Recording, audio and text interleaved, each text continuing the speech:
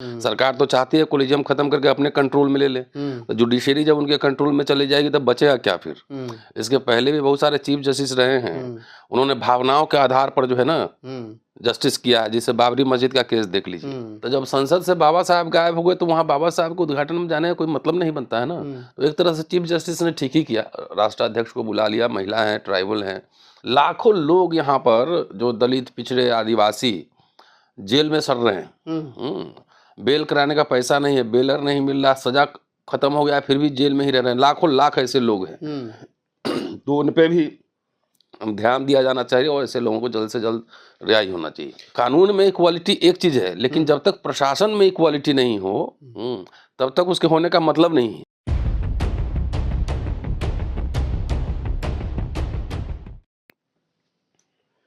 नमस्कार, मैं राहुल नागपाल और आप देख रहे हैं हमारा यूट्यूब चैनल बोल पिचासी। मैं दिल्ली यूनिवर्सिटी के हिंदू कॉलेज में हूं और मेरे साथ प्रोफेसर रतन लाल जी हैं। बातचीत करेंगे और आज बातचीत का विषय होगा कि नई पार्लियामेंट से बाबा साहब डॉक्टर अम्बेडकर की स्टेचू आउट और सुप्रीम कोर्ट के अंदर बाबा साहब डॉक्टर अम्बेडकर की फोटो स्टेचू इन। यानी नए पार्लियामेंट में जहाँ उम्मीद की जा रही थी कि बाबा साहब डॉक्टर अम्बेडकर की फोटो स्टेचू मूर्ति लगेगी, लेकिन वहाँ पर नहीं लगाई गई। लेकिन संसद भवन के अलावा सुप्रीम कोर्ट में चीफ जस्टिस ऑफ इंडिया ने ये निर्णय लिया कि वहाँ पर बाबा साहब की मूर्ति होनी चाहिए। तो संविधान दिवस पर बाबा साहब की मूर्ति लगाई गई। क्यों लगाई गई, उसके पीछे का सरकार की मंशा क्या हो सकती है, प्रधानमंत्री जी को क्यों आमंत्रित नहीं किया गया, राष्ट्रपति वहाँ पहुँचे, तो इसी मुद्दे पर बात करेंगे प्रोफेसर साहब से। सर, कैसे देखते हैं पूरे मामले को? नई पार्लियामेंट में बाबा साहब की मूर्ति नहीं लगाएगी, जबकि सुप्रीम कोर्ट के अंदर 74 साल के बाद में बाबा साहब की मूर्ति का अनावरण हुआ है। तो इस समय नई पार्लियामेंट में अगर नहीं लगी है तो आपको आश्चर्य हो रहा होगा, तो हो रहा होगा, मुझे कोई आश्चर्य नहीं हो रहा है जी। क्योंकि आरएसएस बीजेपी अंबेडकर के विचारों का विरोधी है मूल रूप से। तो वो तो करेंगे नहीं ये। लेकिन चीफ जस्टिस को तो बधाई देना चाहिए, कम से कम लॉन्ग ड्यू था कि राजस्थान हाई कोर्ट में मनुष्य की मूर्ति लगी। हेडगेवार के जन्मदिन पे वहाँ उसको लगाया गया था। तो ये प्रतीक है कि कैसे आरएसएस बीजेपी बाबा साहब के विचारों को दबाना चाहती है। लेकिन चीफ जस्टिस ने बड़ा ऐतिहासिक काम किया है और बहुत दिनों से ये ड्यू था कि सुप्रीम कोर्ट के कैंपस में उनकी मूर्ति लगे। तो इसके लिए तो उनको बधाई जरूर देना चाहिए। लेकिन ये भी जरूरी है कि बाबा साहब खुद अपने आप न्याय के प्रतीक हैं। न्याय के प्रतीक हैं वो। और उन्होंने संविधान जब सौंपा था देश को, तो वही भाषण, उनका अंतिम भाषण संविधान सभा का है। उन्होंने जो कहा था अभी चीफ जस्टिस ने अभी उसको बार बार कहा है कि कोई भी संविधान अच्छा या बुरा नहीं होता, लागू करने वाले लोग कैसे हैं, उसकी प्रकृति कैसे है, संविधान वैसी काम करता है। नीयत के ऊपर डिपेंड करता है। हाँ, कि अगर संविधान अच्छा हो, लागू करने वाले लोग खराब होंगे तो संविधान खराब होगा। संविधान खराब है, लागू करने वाले लोग अच्छे हुए तो अच्छा संविधान होगा। तो ये बात तो साफ अब स्पष्ट हो रही है कि संविधान तो अभी भी है, लेकिन संविधान के जो प्रावधान है धीरे धीरे कैसे गायब हो रहे हैं, है ना। कानून में इक्वालिटी एक चीज है, लेकिन जब तक प्रशासन में इक्वालिटी नहीं हो तब तक उसके होने का मतलब नहीं है।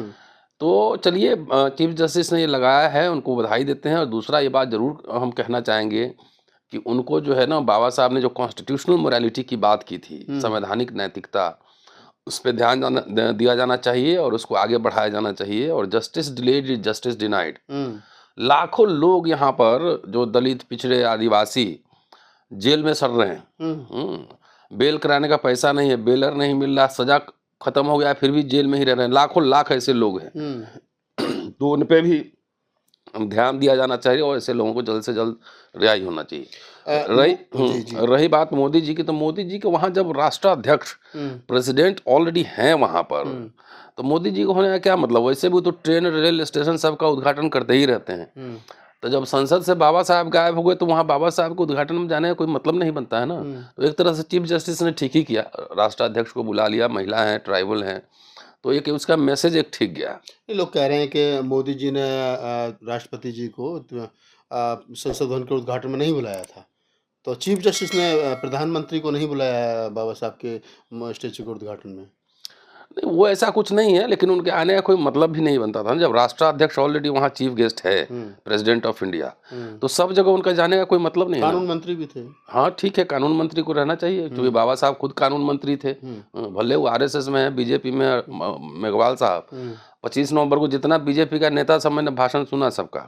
आपने देखा है कार्यक्रम में पूर्व राष्ट्रपति भी थे और SC/ST कमीशन के लोग भी थे। लेकिन भाषण उसन देना ठीक है, लेकिन उनसे पूछिए कि ऑफिस में रहते तो अपना काम ईमानदारी से करते हैं कि नहीं करते हैं कि नहीं। हैं।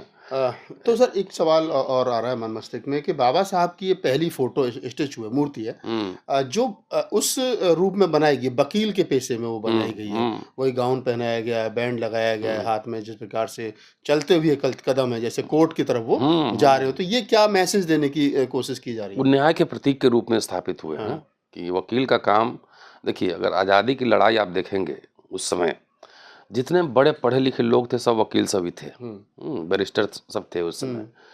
तो वकील जब कोट उतार के राजनीति किया तो देश को मुक्ति दिलाने में भूमिका निभाई। डॉक्टर अंबेडकर ने खुद दलितों के लिए कितना मतलब संघर्ष किया, अंग्रेजों से भी लड़ा और कांग्रेसी से भी लड़ा, लेकिन व्यवस्था में रह के वो हर समय बार बार कहते हैं कि हर समय लड़ने के लिए नहीं लड़ना चाहिए, बीच में समझौते भी करने होते हैं। तो अंग्रेजों से भी समझौता हुआ, कांग्रेस से भी हुआ, और जो कुछ भी मिला उसी समझौते की वजह से मिला। अगर ड्राफ्टिंग कमेटी में नहीं गए रहते तो उनको मौका ही नहीं मिलता बनाने का। इसलिए उन्होंने स्टेट एंड माइनॉरिटी लिख के जवाहरलाल नेहरू को सौंपा था, राज्य और अल्पसंख्यक। वो एक तरह का मिनी कॉन्स्टिट्यूशन है कि कहाँ हम कैसे करेंगे, जहाँ जरूरी होगा सरकारी उपक्रम चलाएंगे, जहाँ जरूरी होगा वहाँ पे निजी उपक्रम चलाएंगे, वो सारा उन्होंने लिखा था उसमें। तो वकील बैरिस्टर का मतलब है कि आप न्याय दिलाएंगे। तो अच्छा है कि उनको जो भी बनाया है अच्छा है, मैंने देखा है फोटो, वो मूर्ति देखा है और स्टाइलिश है, अच्छा है। और बाबा साहब को तो वकील के रूप में ही याद किया जाना चाहिए। क्या कारण रहा कि पूर्व में जितने सीजीआई रहे, दलित सीजीआई भी रहे, केजरीवाल कृष्ण साहब रहे, और भी बहुत सारे सीजीआई रहे हैं, आज से पहले ये डिसीजन नहीं लिया गया सरकार की तरफ से या अन्य लोगों की तरफ से? ये भी कहा जाता है कि जो वर्तमान सीजीआई हैं वो सरकार के उतने प्रेशर में नहीं है जो उससे पिछले वाले प्रेशर में थे। ये बात तो सही है, वो एक तरह का टकराव, वैचारिक टकराव जो है उन कहीं ना कहीं रिफ्लेक्ट हो रहा है। और जुडिशरी को इंडिपेंडेंट होना चाहिए, और चीफ जस्टिस साहब ने जो काम किया है उनको ये भी देखना चाहिए कि फेयर मतलब रिप्रेजेंटेशन हो। कोलिजियम सिस्टम भी है, सरकार तो चाहती है कोलिजियम खत्म करके अपने कंट्रोल में ले ले, तो जुडिशरी जब उनके कंट्रोल में चली जाएगी तब बचेगा क्या फिर? इसके पहले भी बहुत सारे चीफ जस्टिस रहे हैं, उन्होंने भावनाओं के आधार पर जो है ना जस्टिस किया है। जैसे बाबरी मस्जिद का केस देख लीजिए, बाद में राज्यसभा भी मिली, फिर राज्यसभा भी बन गए। तो ये मामला गड़बड़ है, इसलिए चीफ जस्टिस ने अच्छा काम किया है और उसमें तमाम रिप्रेजेंटेशन होने चाहिए। SC/ST OBC का रिप्रेजेंटेशन होना चाहिए। अभी मैंने भाषण सुना जज साहब का वहाँ पर कि 80% आबादी के 20% जजेज हैं हाई कोर्ट में, और 20% का 80% है, तो इसको बैलेंस जरूर किया जाना चाहिए। आप कह रहे बैलेंस किया जाना चाहिए, लेकिन जिस प्रकार से कॉलेजियम सिस्टम की आपने बात की, तो वही कुछ लोग हैं अपने लोगों को आगे बढ़ा देते हैं। तो ऐसे में लगता है कि मतलब जैसे UPSC की परीक्षा होती है, सिविल सर्विस है, इसी प्रकार से एक आयोग या कुछ बनना चाहिए। और राष्ट्रपति जी ने कहा है, वो बात सही है, उनका अपना विचार हो सकता है, लेकिन एज ए पॉलिटिकल एक्टिविस्ट मेरी ये राय है कि अभी वर्तमान सिस्टम में कोलिजियम सिस्टम ही ठीक है, खाली उसको और डेमोक्रेटाइज करने की ज़रूरत है, जिसकी ओर चीफ जस्टिस बार बार इशारा कर भी रहे हैं। उसको और डेमोक्रेटाइज करने की ज़रूरत है, रिप्रेजेंटेशन बढ़ाने की ज़रूरत है, क्योंकि अभी सरकार के कंट्रोल में जैसे ही आएगा ना तो सारे संतरा आ जाएंगे, पूरे सब जगह संतरा में हो जाएगा। तो अभी तो संविधान खुद ही खतरे में, उसको बचाने की ज़रूरत है। तो सरकार के कंट्रोल में नहीं जाना चाहिए जुडिशरी। आप ये कह रहे हैं कि अगर ये कॉलेजियम सिस्टम जो खत्म हुआ तो सरकार के दबाव में हाँ, निश्चित रूप से। वैसे भी कॉलेजियम सिस्टम में भी है तो उनके भी जजेस भी रहे ना, कैसे कैसे निर्णय दिए आपने देखा ही है ना, पूरी दुनिया ने देखा है। और राज्यसभा भी चले गए, तो सरकार के कंट्रोल में नहीं होना चाहिए, तो इस मुल्क को कोई बचा नहीं पाएगा, संविधान बचेगा नहीं। कुछ जजेस अच्छे आएंगे ना, कुछ गड़बड़ भी आएंगे, कुछ अच्छे भी आएंगे, तो अच्छे लोग से ही मुल्क बनता है ना, उन्हीं से मुल्क बनता है जी। तो सर ने हमें समय दिया, इसके लिए सर का बहुत बहुत आभार। और बातचीत करने का जो उद्देश्य था वो यही था कि किस प्रकार से बाबा साहब की मूर्ति को सुप्रीम कोर्ट में लगाया गया, हालांकि देरी से लगी, पहले लग जानी चाहिए थी, और इस मूर्ति की खासियत ये भी है कि वो अपने तरीके की पहली मूर्ति है मुल्क भर में। आज से पहले आपने इस आकृति में, इस हाव-भाव के साथ में बाबा साहब की मूर्ति नहीं देखी होगी कि हाथ में संविधान हो और उन्होंने गाउन पहन रखा हो वकीलों वाला और बैंड लगा रखा हो और वो कोर्ट की तरफ जा रहे हो, चलते कदमों से। जैसे बाबा साहब कहते थे कि मुझे बुद्ध बंद आँख वाले पसंद नहीं है, मुझे बुद्ध खुली आँख वाले पसंद है। जब बाबा साहब ने बात की तो खुली आँख के बुद्ध की और चलते हुए बुद्ध की मूर्तियाँ बनने लगी। तो ये भी मूर्ति ठीक उसी प्रकार से बाबा साहब की पहली मूर्ति है और ये संदेश देती हुई मूर्ति है जी। कि वकील को न्याय की भूमिका में होना चाहिए।